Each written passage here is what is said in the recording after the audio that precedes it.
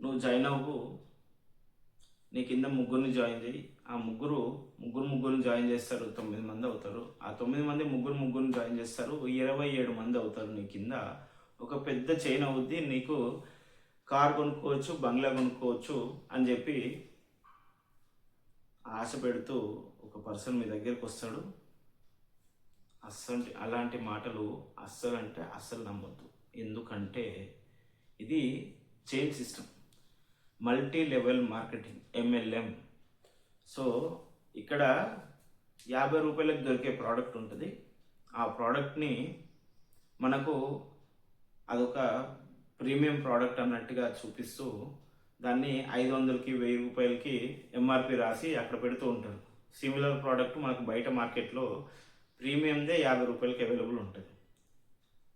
So ఇప్పుడు ఒకసారి ఆలోచించండి, 50 రూపాయలకు దొరికే ప్రోడక్ట్కి ఒకవేళ ప్రీమియం అడ్వాన్స్డ్ అయితే 70 80 ఉంటుంది, 100 రూపాయలు ఉంటుంది. 500 ఎందుకు ఉంటుంది అని ఆలోచించండి.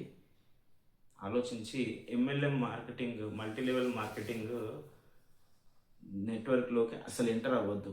ఎందుకంటే అది మిమ్మల్ని మీరు మోసం చేసుకుంటూ లోపల ఒక వ్యసనపరుడు అంటారు కదా, మనకు బయట జూదము, మద్యము ఇలాంటి వ్యసనాలు ఉంటాయి. సో ఇది కూడా ఒక వ్యసనం లాగా అయిపోద్ది. ఎందుకు అని అంటే మనం డబ్బులు కట్టేస్తాం కదా, మన డబ్బులు మనకు రావాలి అని అంటే ముగ్గురిని జాయిన్ చేయమంటాడు. వాడు ఏం చెప్తాడు, ముందు మీ ఇంట్లో వాళ్ళని ఇంకొకరిని జాయిన్ చేయండి బ్రదర్ అంటాడు. ఇంట్లో వాళ్ళని జాయిన్ చేస్తాము, మనం ఇద్దరం అయిపోతాం, మన ఇంట్లోనే 2 టికెట్లు.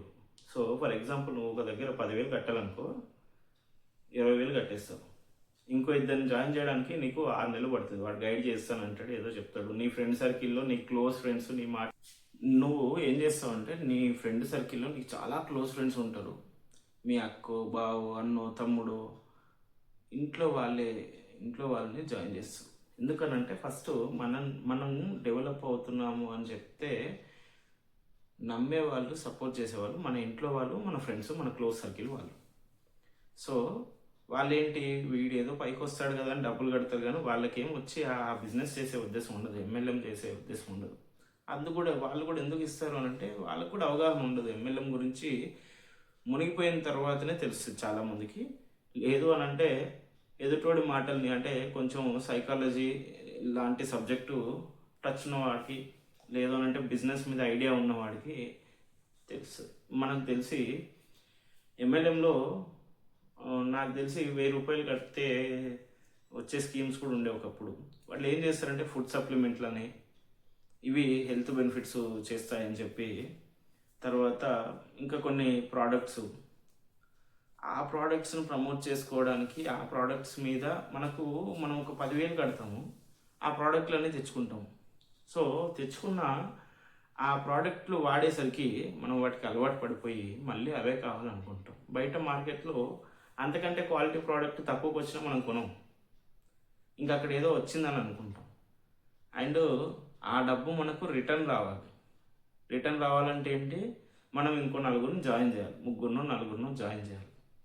జాయిన్ చేస్తే మనకు డబ్బు వస్తుంది. పొరపాటున 3 జాయిన్ చేయగలిగాం అనుకోండి, డబ్బు వస్తుంది కాబట్టి ఇంకో 3 జాయిన్ చేయడానికి ట్రై చేస్తాం.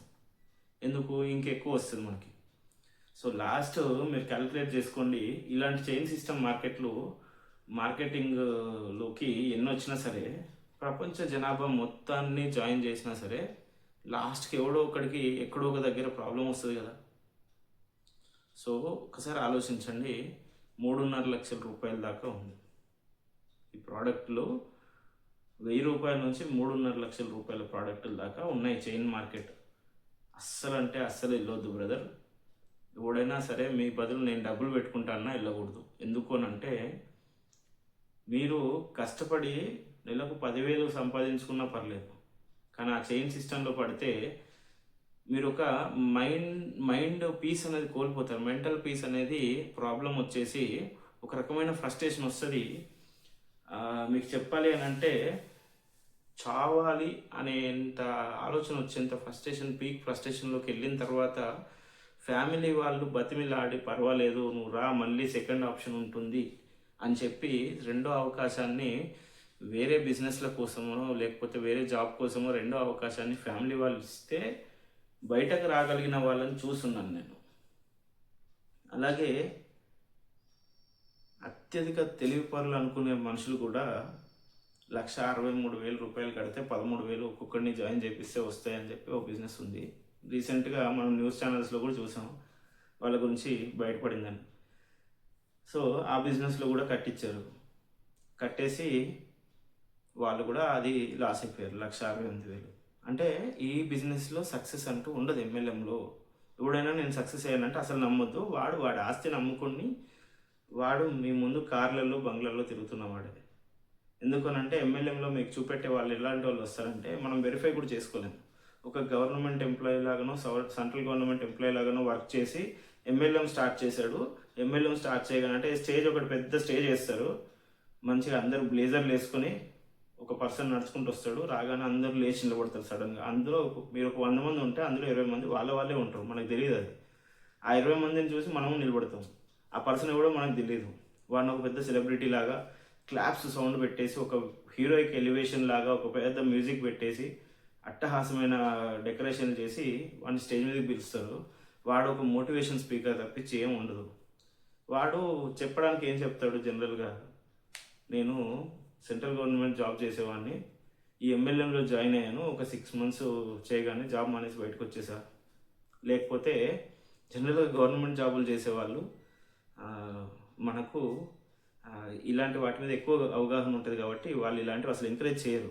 కానీ మనకు వాళ్ళని తీసుకొచ్చి వాళ్ళనే చూపెట్టేసి వాడు ఆ రోజు వెళ్ళిపోతాడు. వాడి పేరు కూడా మనకు గుర్తుండదు జాయిన్ అయినప్పుడు. సో ఎంఎల్ఎం అనే దాన్ని అసలు ట్రాప్లో పడొద్దు. ఇలాంటి అట్టహాసాలు చేసి మీరు ఇంకా ఇది చేశారంటే దాన్ని ఏమంటారు,